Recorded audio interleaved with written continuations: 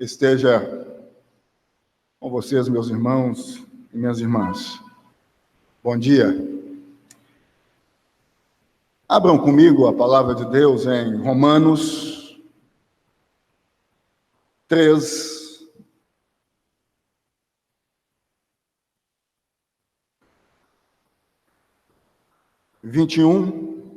a 31. Romanos 3, dos versos de 21 a 31.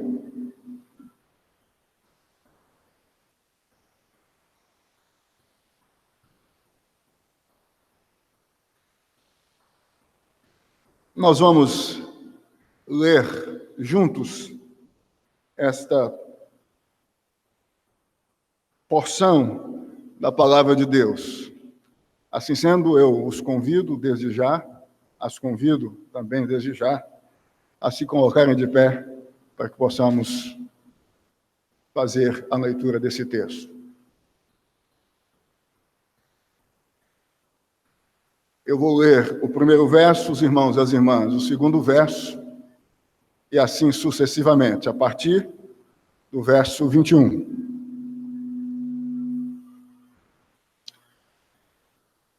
Mas agora, sem lei, se manifestou a justiça de Deus, testemunhada pela lei e pelos profetas.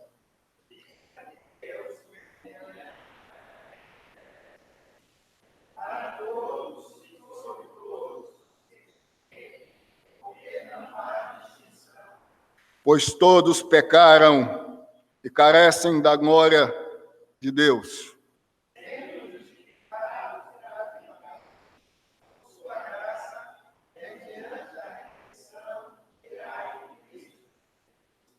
A quem Deus propôs no seu sangue como propiciação, mediante a fé, para manifestar a sua justiça, por ter Deus, na sua tolerância, deixado impunes os pecados anteriormente cometidos.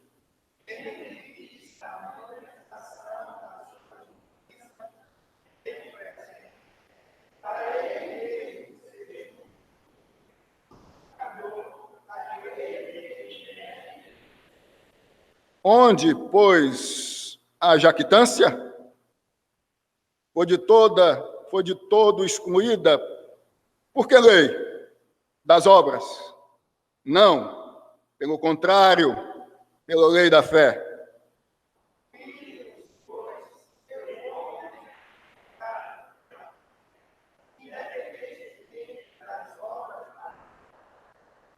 É porventura Deus somente dos judeus? Não é também dos gentios? Sim, também dos gentios.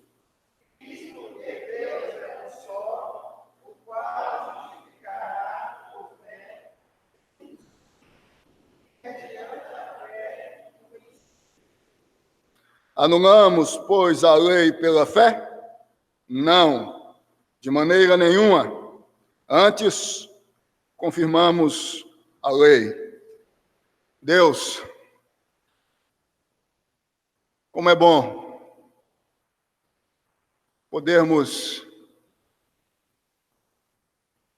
a partir da palavra do Senhor, saber mais acerca de como se deu a nossa salvação. Isto, penso eu, meu Pai, é fundamental, pois passamos a enaltecer ao Senhor Jesus por tudo que o Senhor Jesus fez em nosso favor.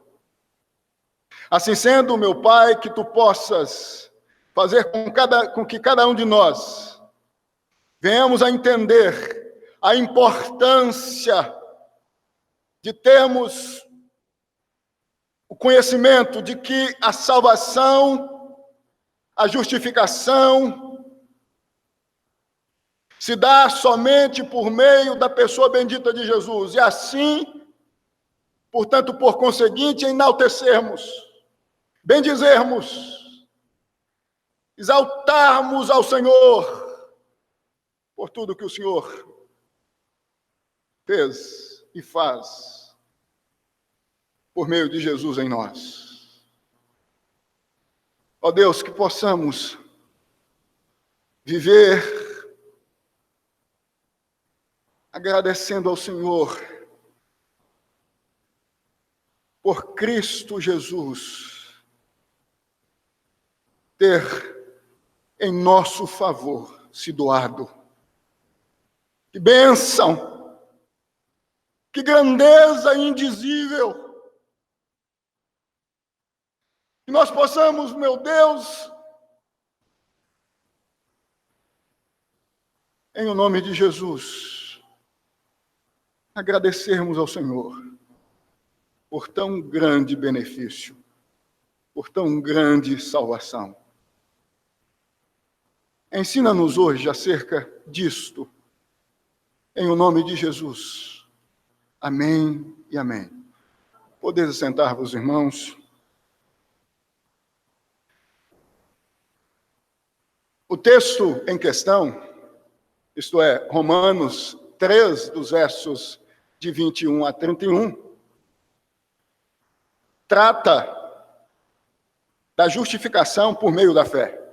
Ou seja, de como uma pessoa nascida no pecado, portanto, passível ou passiva de condenação, pode ser absolvida no tribunal de Deus. Esta é a pauta, ou o assunto, dos versos em questão. Mas antes de observarmos o que estes versos ensinam, penso que devemos tratar de algumas questões que antecedem tais versos. Questões que estão aí explícitas a partir do verso 1 de Romanos 3. Assim sendo, vejamos quais são estas questões. Primeira questão, que os versos de Romanos de 1 a 20, de Romanos 3, nos versos de 1 a 20, tratam especificamente a partir do verso 9. É a incapacidade dos homens de se auto-justificarem por terem nascido em pecado. Isto está aí nos versos de 9 a 17. Esta questão é fundamental para nós entendermos os assuntos abordados por Paulo a partir do verso 21. Porque nos versos de 9 a 17, o apóstolo Paulo trata da questão que envolve a condição natural de todos os homens, que é de depravação total, que é de incapacidade total por tomar uma decisão em favor de Jesus Cristo. Se não vejam aí, especialmente o verso 10, quando o mesmo diz, como está escrito, não há justo nenhum sequer. Verso 11, não há quem entenda, não há quem busque a Deus. Não há, na linguagem do texto, ou do apóstolo Paulo, a possibilidade, a probabilidade, por ser o homem quem é, pecador em seu estado natural, do mesmo, a partir de si mesmo, tomar uma decisão em favor de Cristo. A humanidade, a partir de Adão, tornou-se corrompida. No dizer da visão soteriológica reformada, totalmente depravada.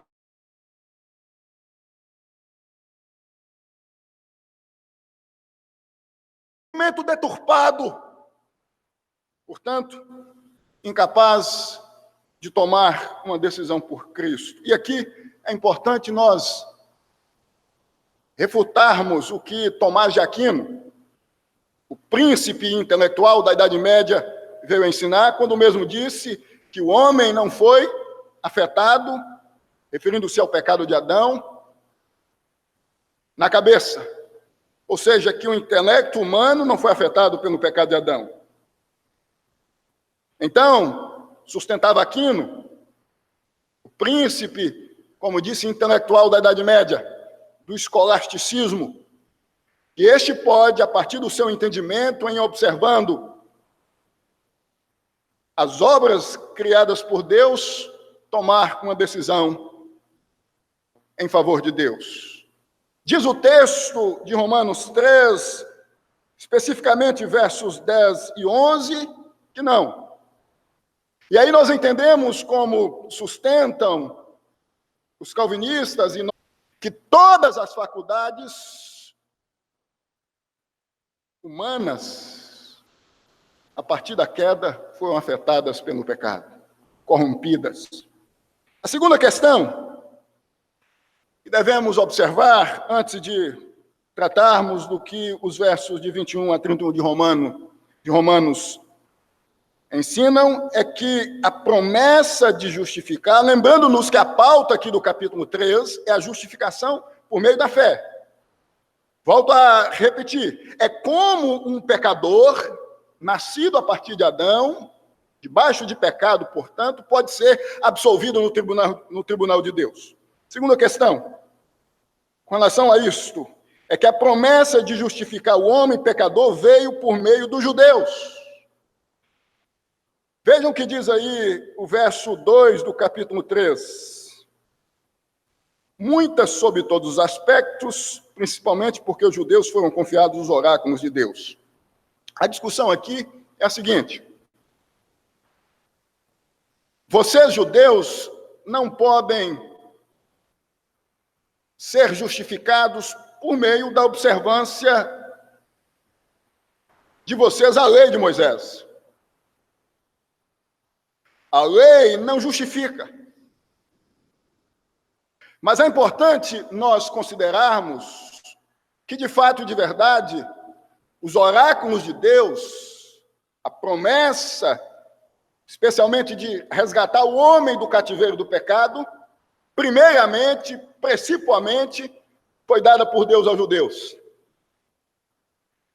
Os judeus, enquanto povo, foram privilegiados neste quesito, porque Deus deu à nação de Israel o privilégio, principalmente, de anunciar os oráculos de Deus, os mistérios de Deus, a palavra de Deus, especificamente, no tocante à salvação. Terceira questão.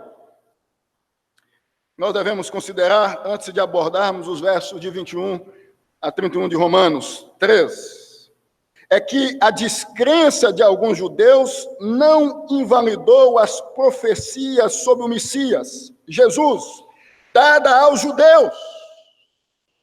Isso está aí nos versos de 3, ou melhor, nos versos 3 e 4 do capítulo 3. Se não, observem comigo. Versos 3 e 4 do capítulo 3. O raciocínio aqui continua.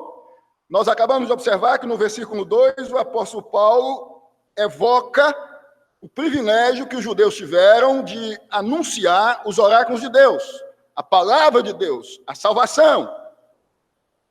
E isto tem a ver com todo o Antigo Testamento, que tem por tema central, fulcral, mais importante, a vinda do Messias, a vinda da salvação. Vejam o que diz aí, seguindo este raciocínio, os versos 13 e 4. E daí? Ele está dizendo, e daí? Se por meio dos judeus, primeiramente foi anunciado os oráculos de Deus, a mensagem acerca da salvação. Se alguns não creram, a incredulidade deles irá desfazer a fidelidade de Deus. Por meio dos judeus, Deus anuncia ao mundo a possibilidade de salvação.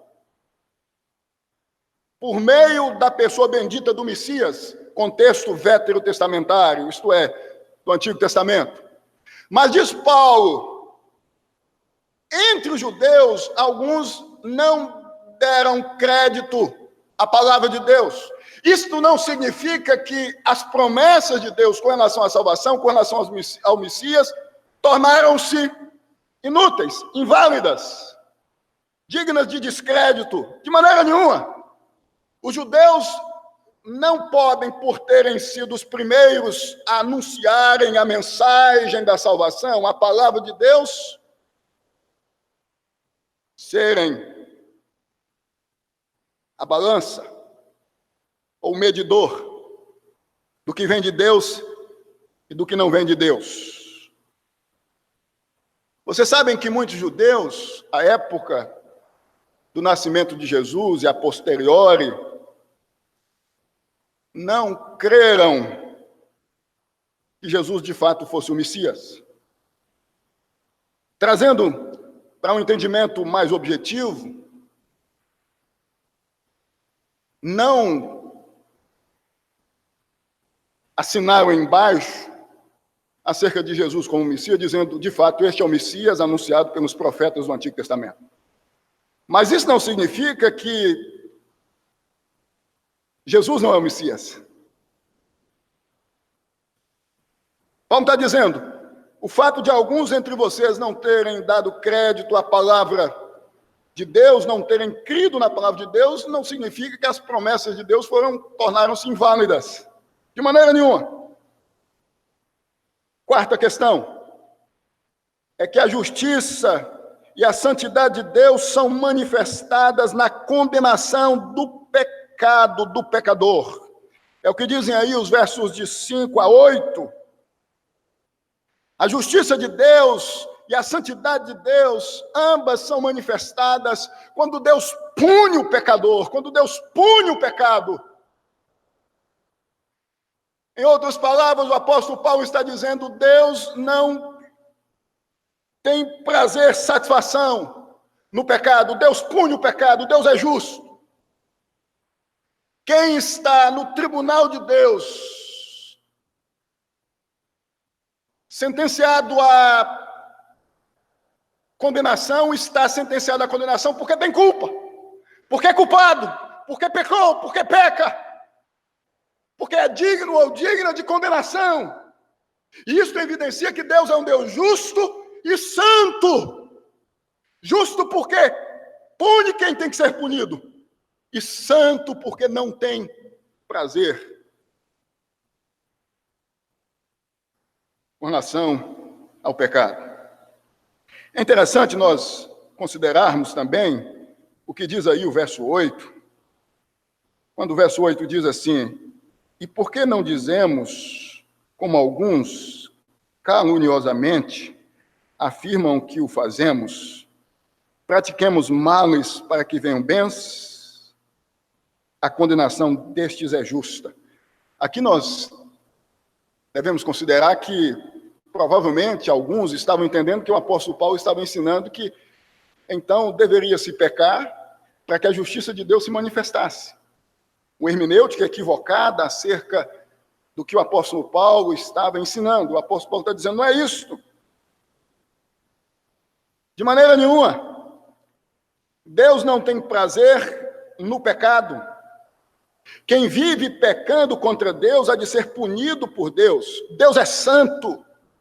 Deus é justo. Esta ideia de imaginar que eu posso continuar pecando e, a partir daí, entendendo que Deus há de me salvar, não é correta. Em outras palavras, e aí analisando o contexto teológico bíblico, o apóstolo Paulo está dizendo, quem é de Deus não vive no pecado, porque Deus é santo. Quem é de Deus vai entender que Deus é justo, que Deus pune o pecado, que Deus pune o pecador, e, portanto, vai viver de maneira que venha agradar a Deus. Irmãos, observadas estas questões, penso eu, estamos aptos e aptas a vermos rapidamente o que ensina os versos de Romanos 21, os versos de 21 a 31 de Romanos 3. É importante nós lembrarmos que a ideia aqui é de um tribunal que tem Deus por juiz, ou como juiz, e a humanidade é representada na linguagem de Paulo por judeus e gentios, não judeus, como digna de pena capital, ou seja, de ser condenada à morte. As questões levantadas por nós há pouco, a partir do verso 1, explicitam isto. A humanidade no tribunal de Deus é digna de punição, da pena capital, porque pecou em Adão contra Deus. O apóstolo Paulo vai ressaltar isso mais adiante, especificamente a partir do capítulo 5. Então, meus irmãos, entendendo-nos isto, penso que temos que ressaltar, ou que estamos aptos a extrairmos os pontos fulcrais mais importantes apresentados por Paulo acerca da justiça de Deus. A saber, ponto 1, que a encarnação de Cristo, que é quando começa o reino de Deus, tornou a justificação pela fé resplandecente, mais evidente, mais nítida, mais notória, mais explícita. Se não, vejam aí o que dizem os versos 21 e 22. Mas agora, sem lei, se manifestou a justiça de Deus, testemunhada pela lei e pelos profetas. Justiça de Deus mediante a fé em Jesus Cristo, para todos e sobre todos os que creem, porque não há distinção. O que o apóstolo Paulo está dizendo aqui nos versos 21 e 22 é o seguinte: no Antigo Testamento o assunto foi tratado, mas de uma maneira ainda não tão inteligível. Com a chegada do Novo Testamento, e o Novo Testamento chega com a chegada do testador, ou seja, Jesus Cristo, o reino de Deus começa com o nascimento de Jesus Cristo, com a encarnação de Jesus Cristo. Esta justiça, que já havia sido anunciada, torna-se mais evidente. Ou a forma de Deus justificar pecador por meio da fé. Em Cristo torna-se mais evidente, torna-se mais inteligível, torna-se mais resplandecente. É a partir de Cristo que Deus, de uma maneira nítida, de uma maneira inteligível, diz à humanidade que a mesma que está em Adão, que caiu e que é digna de ser condenada, pode tornar-se absolvida no tribunal de Deus. É a partir de Cristo, é em Cristo, que o ensino acerca da justificação por meio da fé torna-se mais evidente, torna-se mais inteligível, como disse. Esse é o primeiro ponto. Ponto 2, que a justificação pela fé foi ensinada desde o Antigo Testamento, portanto é coisa de ambos os testamentos. É o que diz o verso 21. A justificação por meio da fé foi anunciada no Antigo Testamento. Vejam aí o que diz o verso 21. Mas agora, sem lei, se manifestou a justiça de Deus, testemunhada pela lei e pelos profetas. Em outras palavras, anunciada lá no Antigo Testamento. Não é coisa do Novo Testamento, não é coisa que se dá a partir de Cristo. Deus já havia indicado, por meio dos judeus, que o homem pecador só poderia ser salvo por meio da fé em Cristo, ainda no Antigo Testamento, por meio do Messias, ainda no Antigo Testamento. Eu penso que o apóstolo Paulo faz questão de ressaltar isto, porque alguns judeus poderiam estar pensando o seguinte: mas no Antigo Testamento nós tínhamos que observar a lei de Moisés. O conceito de salvação, então, no nosso entendimento, restringia-se à obediência à lei de Moisés. Aí o apóstolo Paulo está dizendo, não, de maneira nenhuma. Deus já havia anunciado que a salvação se dá por meio da fé em Cristo, por meio da fé no Messias, desde o Antigo Testamento. Em ambos os testamentos, a linguagem com relação à justificação, ou seja, como um pecador pode ser absolvido no tribunal de Deus, já havia sido anunciado, ou seja, por meio da fé em Cristo, por meio da fé no Messias. Por isso que nós dizemos que os personagens do Antigo Testamento foram todos salvos por meio da fé no Salvador que haveria de vir, que no nosso caso já veio. Moisés, Davi, Abraão, todos os profetas salvos estão, não porque haviam obedecido à lei de Moisés, porque no dizer do apóstolo Paulo, e aí referindo-se à lei moral, os 10 mandamentos, é impossível cumpri-la e tornar-se salvo por meio deste cumprimento. Então todos esses foram salvos por meio da fé no Salvador que haveria de vir.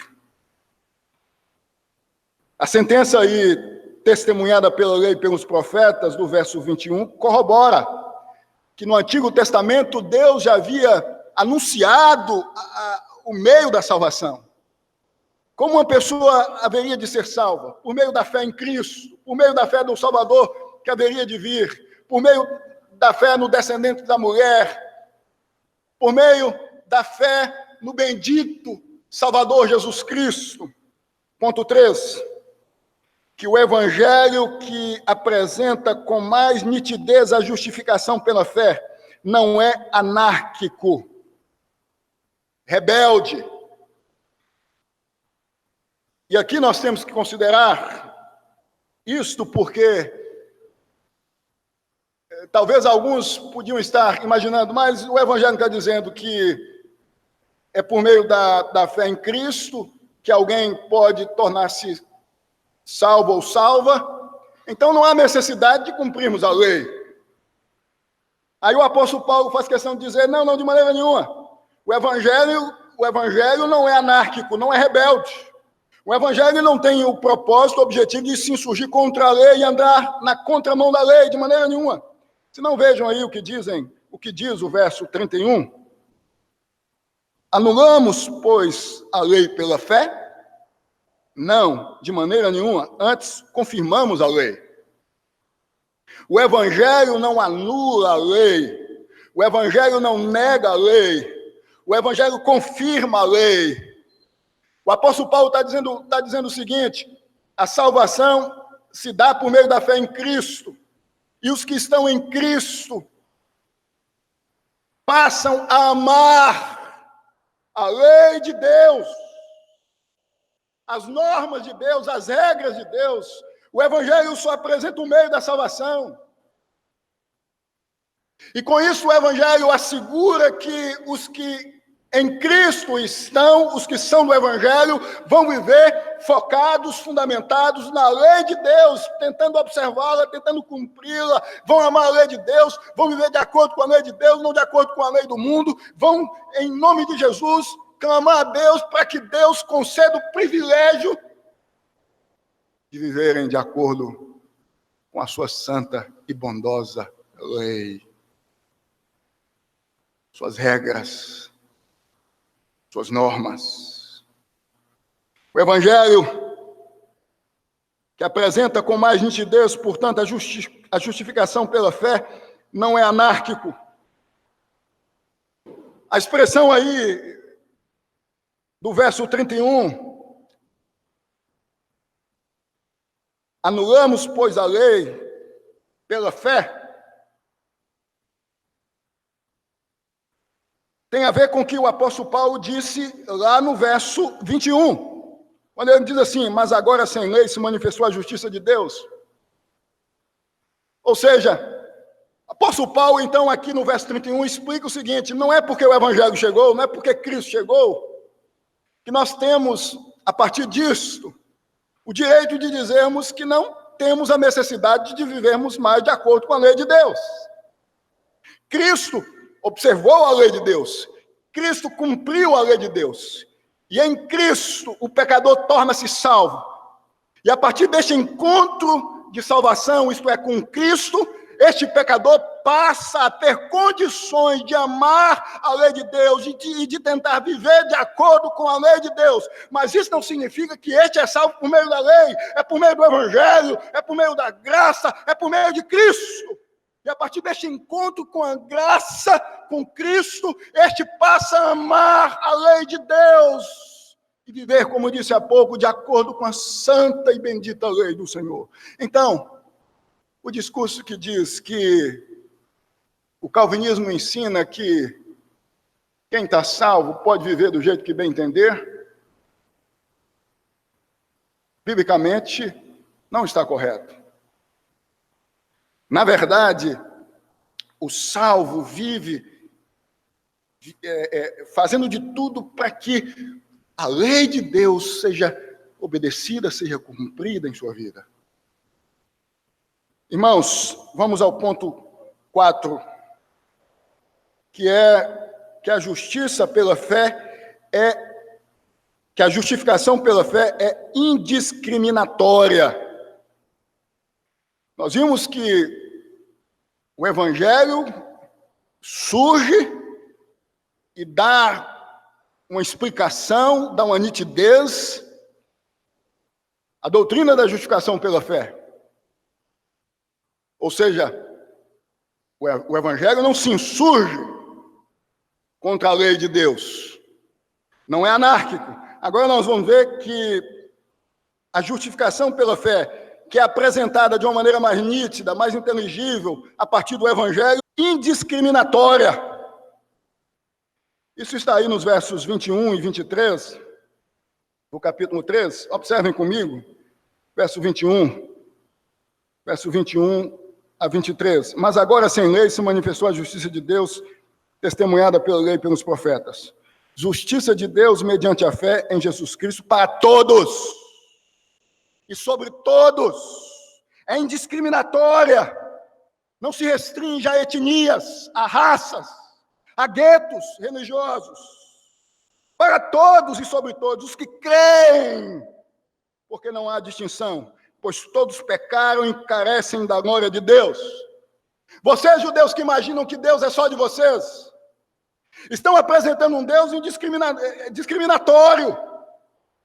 A justiça de Deus que se revela em Cristo e mostra que o pecador só pode ser justificado por meio da fé em Cristo, evidencia que Deus é indiscriminatório. A salvação é para todos os que em Cristo passam a estar. Se dá por meio da fé e não por meio de um sangue, de uma etnia, ou da subserviência a ritualísticas religiosas. Judeus e gentios, todos, os homens, todos. Esse todos aqui não tem a ver com a ideia de que todo homem pode ser salvo a partir do momento que exerce a sua fé em Cristo. Tem a ver com todos no sentido de todos os indivíduos pertinentes a todas as etnias, ou melhor, tem a ver com a ideia de pessoas diversas. Todos, ou em todas as etnias, em todos os povos, podem nascer pessoas salvas. Pessoas que vão encontrar-se com Cristo por meio da fé em Cristo. Não é por meio da etnia, não é porque Deus considerou os judeus primeiramente, no sentido de ter dado aos judeus o privilégio de anunciarem os seus oráculos, que a salvação se restringe aos arraiais de Israel. De maneira nenhuma. Tanto judeus quanto gentios, e a pauta aqui do apóstolo Paulo, ao apresentar a justificação pela fé, é desconsiderar essa visão discriminatória dos judeus, porque os judeus pensavam que, primeiramente, os judeus, depois os demais povos. O apóstolo Paulo está dizendo, não é por meio da lei, não é por meio da etnia, não é por meio da ritualística, cerimonialista judaica, é por meio da fé em Cristo. Então, pessoas de etnias distintas, com a graça de Deus recaindo sobre elas, podem exercer fé em Cristo, evidenciando, portanto, que estavam no plano da salvação de Deus, como Paulo diz lá em Efésios, no capítulo 1. que Deus, desde a eternidade, já havia incluído em seus propósitos salvíficos judeus e gentios. Isso não é coisa que torna-se fato a partir de Cristo, ou do surgimento de Cristo. Não, já estava em Deus na eternidade. O apóstolo Paulo está dizendo aqui isso. O evangelho não é discriminatório, é indiscriminatório. O evangelho traz a mensagem que é a seguinte, que a fé em Cristo pode salvar pessoas de etnias distintas, de povos distintos. Esse bairrismo com relação à salvação não existe na mentalidade de Deus, na mentalidade do evangelho. Aí o apóstolo Paulo vai dizer a razão, verso 21, porque todos, judeus e gentios, pecaram e carecem da bondade, da graça, da misericórdia de Deus. Todos carecem da bondade, da misericórdia de Deus, de Cristo. A glória de Deus no tocante à salvação revelada aos homens. Ponto 5, que os versos de 21 a 31 nos ensinam, é que a absolvição do pecador no tribunal de Deus se dá por meio das obras de Cristo e não do pecador. É o que dizem aí os versos de 24 a 27. Os versos de 24 a 26 especifica a obra de Cristo.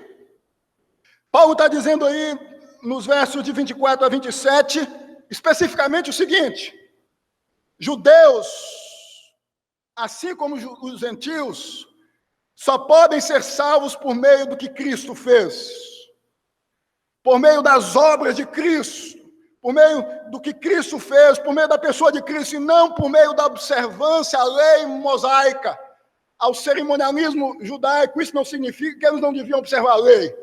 Isso significa que a salvação não se dá por meio da observância à lei, mas por meio da fé em Cristo. O pecador só pode ser salvo por meio da fé em Cristo.